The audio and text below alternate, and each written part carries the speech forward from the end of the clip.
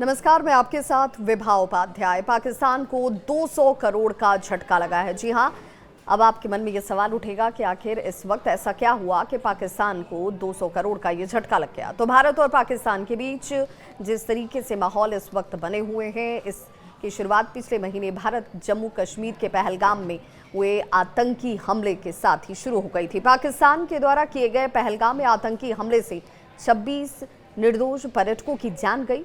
उसका नाम पूछकर और धर्म पूछकर उन लोगों को मौत के घाट उतारा जाता है और इससे पूरे भारत में बदले की आग जैसे एक तरीके से धधक उठी।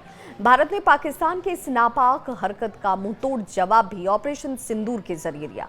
6 और 7 मई की रात को भारत ने पाकिस्तान में आतंकियों के कई ठिकानों को तहस नहस कर दिया। इसके बाद दोनों देशों के बीच सैन्य टकराव की वजह से माहौल और ज्यादा गंभीर हुए। भारत में चल रहे आईपीएल को भी एक हफ्ते के लिए इस वजह से सस्पेंड कर दिया गया था। हालांकि उसके बाद दोनों ही देशों के बीच सीज फायर हुआ। इस सब के वजह से भारत और पाकिस्तान के बीच रिश्ते एक बार फिर से ज्यादा खराब नजर आते हैं।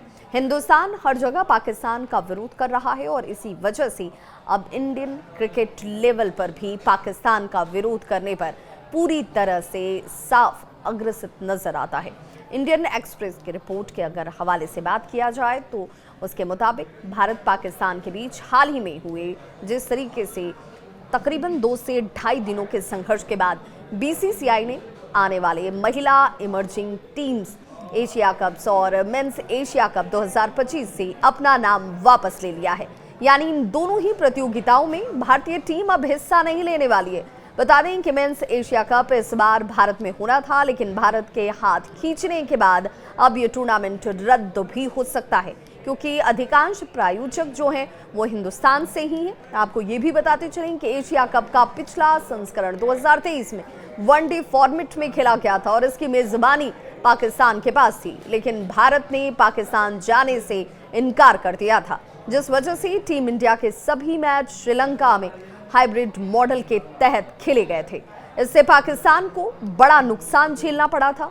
अब अगर भारत और पाकिस्तान का विरोध इस वक्त इन हालातों में होता है तो एशिया कप खेलने से भारत के मना करने के बाद इसका सीधे तौर पर आर्थिक तौर पर पाकिस्तान को एक बड़ा नुकसान और झटका माना जा रहा है। पाकिस्तान क्रिकेट बोर्ड, जिसे पीसीबी के नाम से जाना जाता है, भारी वित्तीय नुकसान इस वजह से हो सकता है। बिजनेस के दुनिया में जिस तरीके से लोग जो इन तमाम परिस्थितियों को एनालाइज कर रहे हैं, उनका भी ये मानना है कि एशिया कप और आईसीसी आयोजन में भारत की भागीदारी से पीसीबी को अनुमानित तौर पर जो एक अनुमान के तौर पर आंकड़े सामने आ रहे हैं, उसमें 165 से लेकर 220 करोड़ प्रति साइकिल मिलते हैं। ये मैच वैश्विक स्तर पर बहुत कमाई करने वाले मैच होते हैं और भारत और पाकिस्तान के मुकाबले नियमित रूप से रिकॉर्ड तोड़ व्यूअरशिप और विज्ञापन दाताओं से भारी प्रीमियम आकर्षित भी करते हैं और इसीलिए कहा जा रहा है कि तकरीबन 200 करोड़ के आसपास का नुकसान जो है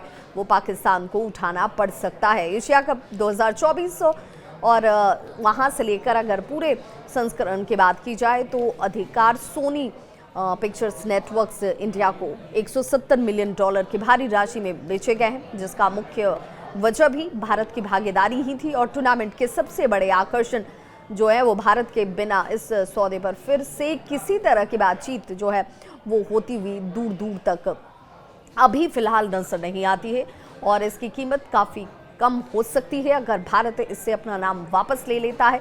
भारत के इस इनकार के बाद इसका सीधा असर पाकिस्तान को आर्थिक चोट के तौर पर भी देखा जा रहा है।